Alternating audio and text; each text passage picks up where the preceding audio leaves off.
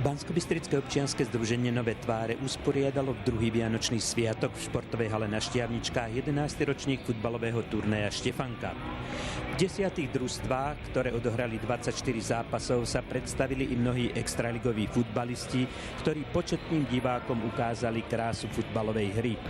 Prečo sa tohoto turnaja zúčastnili? Chodievam už 3 roky, minulý rok som nemohol prísť kvôli zraneniu, tak som bol len ako fanúšik a chodím sem preto rád, je tu veľa známych kamarátov, futbalistov, tak máme o čom porozprávať, čo sa stalo za rok a tak.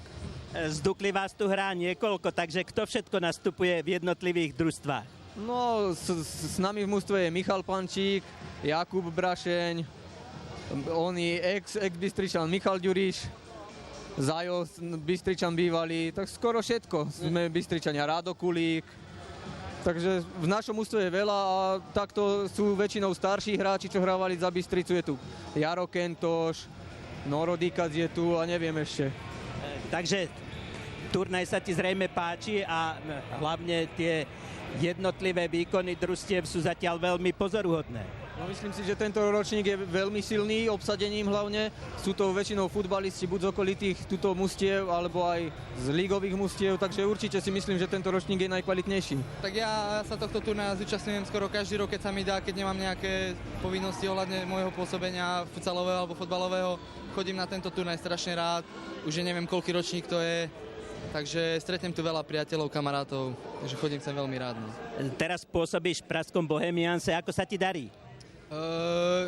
Áno, pôsobím tam, som tam veľmi spokojný. Momentálne sme na štvrtom mieste tabulke a som spokojný tam naozaj. No.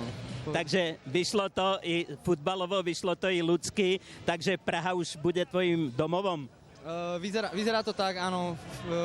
Chceme sa tam presťahovať a riešime momentálne otázku bývania. Vyzerá to tak, že asi áno. Rozhodol som sa preto, lebo som ako posledné roky dostal pozvanie od syna vášho, takže a čo znamená účasť na tomto turnaji, je to spestrenie vianočných sviatkov, možnosť stretnúť sa s bývalými